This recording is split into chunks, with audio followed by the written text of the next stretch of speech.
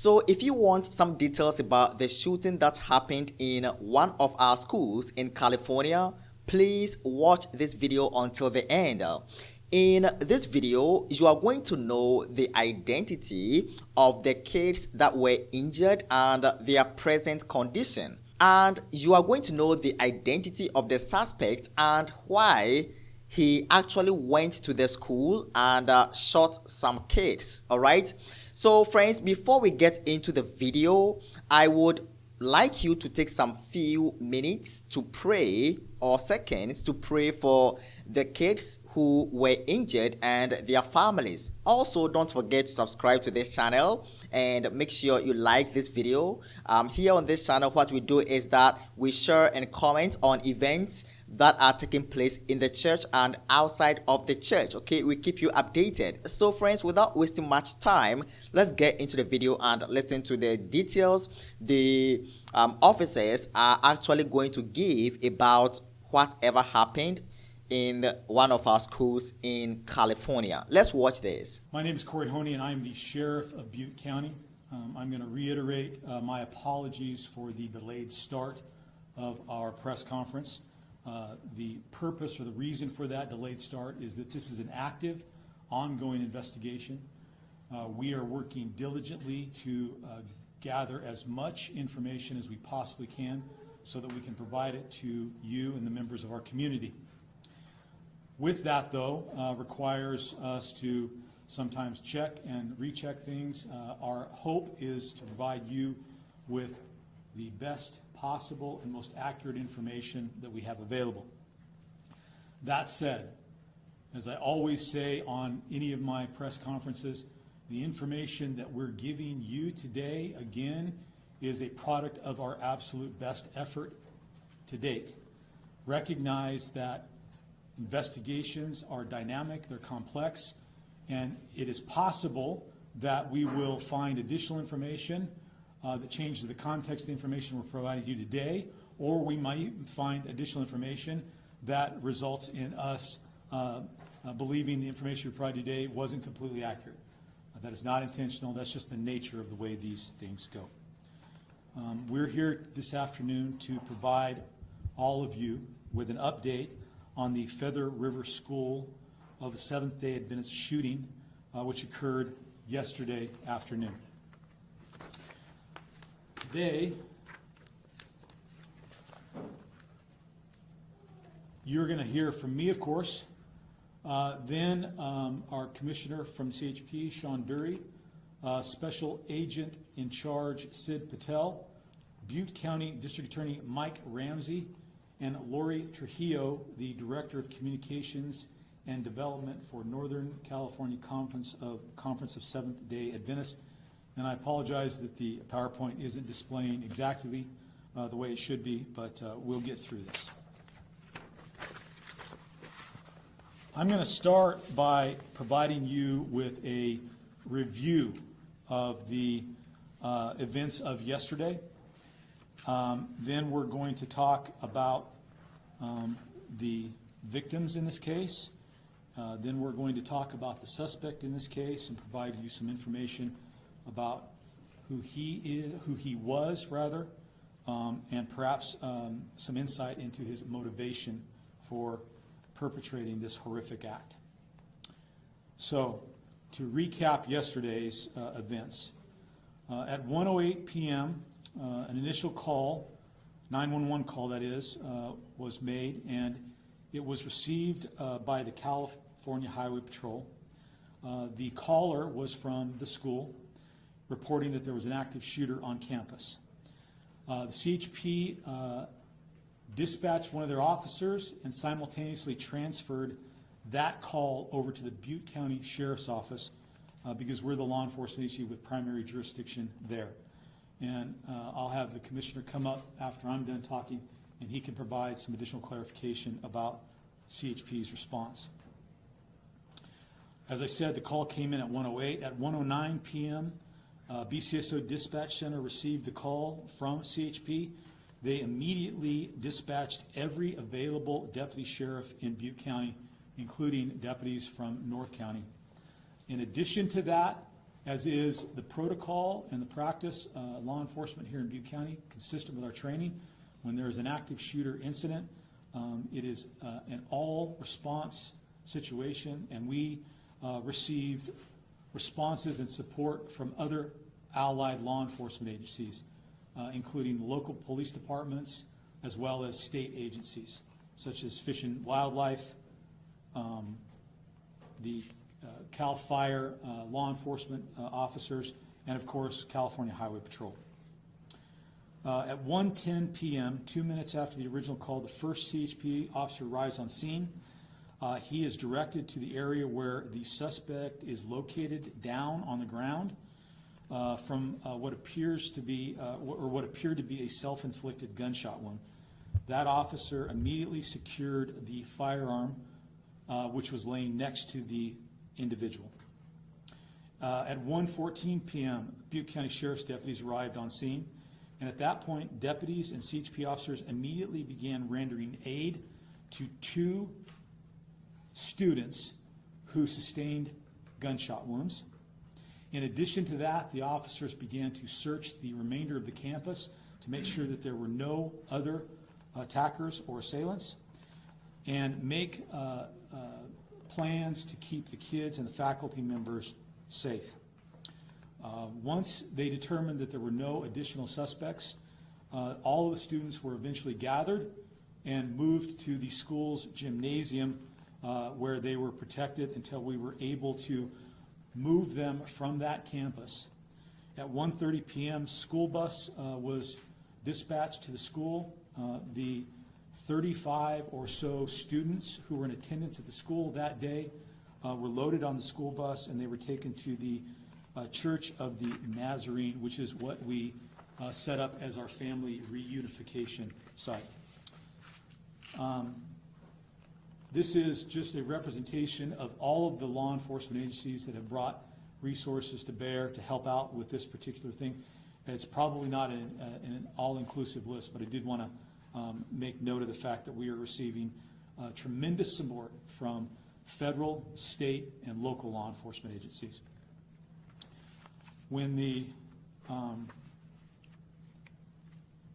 bus arrived at the Nazarene Church, we had BCSO personnel present, along with crisis counselors from our behavioral health department, along with chaplains from our law enforcement program, and they immediately began a process of reunifying the students with their parents. And I am told that that reunification process went very smoothly. It went as well as it could go, given the horrific and tragic circumstances that we were dealing with. And I want to specifically comment and thank all of the first responders, the crisis folks who were there to support the students and the family. But I also want to acknowledge the parents and the family members who, when they arrived, recognized that the best thing to do under those circumstances was to work with us so that we could have an orderly reunification. And I appreciate their efforts in that regard.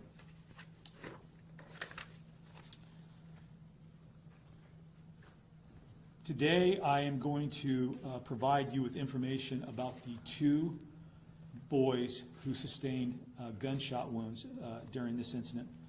The first young man, Roman Mendez.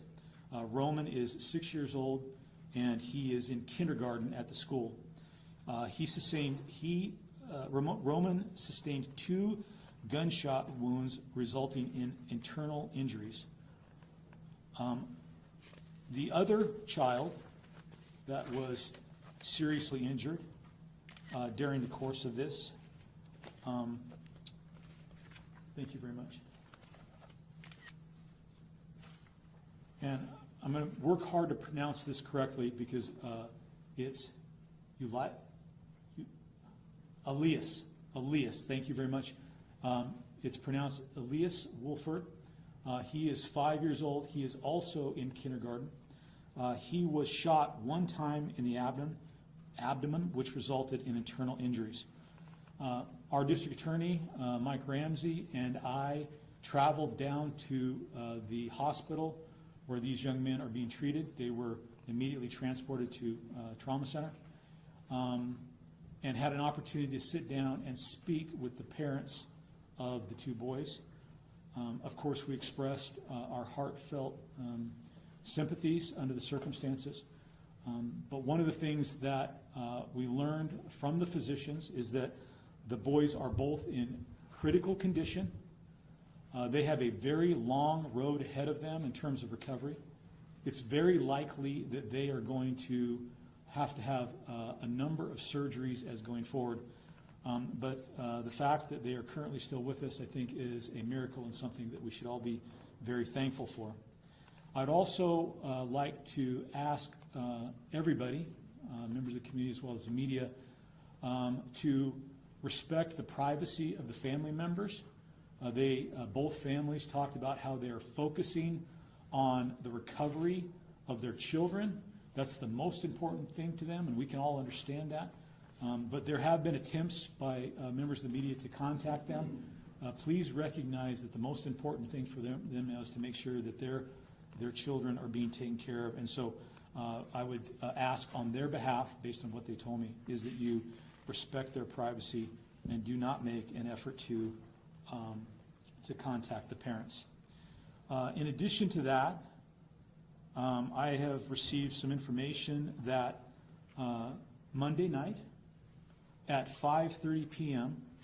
at the Southside Community Center here in Oroville, there is going to be a fundraising event that is being organized by local churches and community leaders. And the fundraiser is to benefit both of these boys and help their families as they deal with the expenses that's definitely going to be incurred during the course of that. Now, I think it's very important that we always keep in the forefront of our mind that the people that truly matter during the course of this investigation are the victims. And I certainly don't want them to be lost in the overall story. With that said, I am prepared to provide you some information today about the suspect in this case. So, we have identified the individual responsible for the shooting as a subject named Glenn Litton. He is 56 years old. He most recently, I think, is best described as being homeless, and he spends time between Sacramento and the Chico area. He has a lengthy criminal history and history of mental health issues. His first prison sentence was in 1991 for theft. Several other convictions for various crimes to include theft, fraud, forgery in the 90s and early 2000s. I am going to have our representative from the FBI, Special Agent in Charge Patel, talk about his criminal history or his involvement in crime at the federal level, and I'm going to have our district attorney, Mike Ramsey, come up after I'm done and talk about his criminal cases here in Butte County, which were some 20 years ago.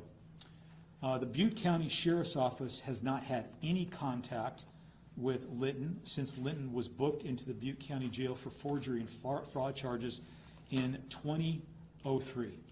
So it's been, again, over 20 years since he's been booked into the Butte County Jail, but he has been involved in other criminal matters in other parts of the state. Go ahead and go to the next slide, please. So, our most recent law enforcement contacts. In March of 24, Litton was the suspect in a theft of approximately $1,166 in Phoenix, Arizona. He apparently had gotten a job with CVS, and on the second day of his employment, the manager reported that he stole the money from the cash register. On November 12th of 2024, Litton was listed as a suspect in a Chico PD case. It was reported to the Chico Police Department that Litton rented a white Chevrolet Silverado 1500 U-Haul, one of the U-Haul pickups, and did not return it when he was supposed to return it, so U-Haul reported it stolen. The Chico Police Department attempted to contact Litton, but they were unable to contact him. And a GPS tracker on the truck showed that the truck left the Chico area and headed towards San Francisco at the time, or shortly after, at the time that the vehicle was stolen. On November 12th, 2024, Litton was arrested by the South San Francisco Police Department for being in the stolen U-Haul pickup, or the U-Haul pickup that hadn't been returned as it should have been. And in addition to that, he was in possession of a forged license, so he was arrested on fresh charges of being in possession of the forged or false identification, as well as an outstanding warrant out of the San Bernardino County courts for burglary. He was booked into the San Mateo County Jail. During a search of Litton's person when he was arrested, that forged driver's license was located, and interestingly enough, it had the name Michael Sanders on it and a photograph of Litton. And then it was at that point that Litton was transported to San Mateo County Jail. That's significant because later on he utilizes that same name to make appointments to visit the schools, and I'll talk about that shortly. On 11/20, he was transported from the San Mateo County Jail to the San Bernardino County Jail and booked on the warrant for burglary. On 11/21/24, he had his first court appearance. He had pled not guilty and was released by the court on his own recognizance. He was then picked up by a family member and transported back to Sacramento. From Sacramento, my understanding is that he took a bus to the Chico area, and while in the Chico area, he stayed a couple of nights at various motels. We've determined that he was in the vicinity of Motel 6 in Chico. At around 7:45 in the morning, he got onto a Beeline bus at 2nd and Salem in Chico. And at 8:30 hours, he arrived in Oroville and exited the bus at Montgomery and Meyer Street in Oroville. At that time, he was carrying a large duffel bag. At 10:46 hours, Litton was at the Rayleigh's in Oroville. He purchased an energy drink and checked out the store until about 10:56 hours. At 11:38 hours, he requested an Uber, and he used the alias Mark Hansen. At 11:57 hours, the Uber transported him, or arrived the Uber arrived at the bus stop on Spencer Avenue near Rayleigh's to pick him up. He had booked the ride to go out to the Feather River Seventh-day Adventist School located on Highway 70 in Cox. And the Uber driver dropped him off at that location at about 12:11 p.m. Now, I told you yesterday, and I'll reiterate today, that a couple of days prior to this, Litton had called the school and made an appointment to speak to an administrator about the possibility of him enrolling his grandson in the school. He booked that appointment utilizing the name Michael Sanders, which was the name on the fictitious driver's license that he had. The school set the appointment. When he showed up, he met with the school's principal. And as I said yesterday, it was a cordial conversation. The conversation centered around what it would take for him to enroll his grandson in the school. His story was that his daughter had recently moved to Gridley and that he wanted his grandson to go to that school, and he was willing to pay for the tuition. As it turns out, that was all a lie. His daughter had not moved to Gridley, and he did not have a grandson. So it appears to us that that story was a ruse to set up an appointment so that he could gain access to the campus. After the tour and after the meeting with the principal, he got up and it appeared that he was going to leave. He started to walk back towards the parking lot, and this is him right here. In the first photograph, you see him walking one direction. Almost instantly, he makes a turn and starts to turn and walk back through the breezeway that leads to the playground. And the children at the school were finishing up their noon break and were in the process of heading back to the classroom. Note that he has his hand inside his jacket near his waistband. We believe that is where he was concealing the firearm. After that, he pulls the firearm and initiates his attack.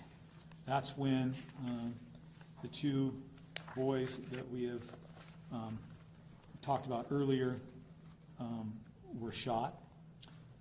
The school principal reported that she heard a loud noise, which we believe to be gunshots, and then the children screaming. She immediately came out, found the kids, and began rendering aid.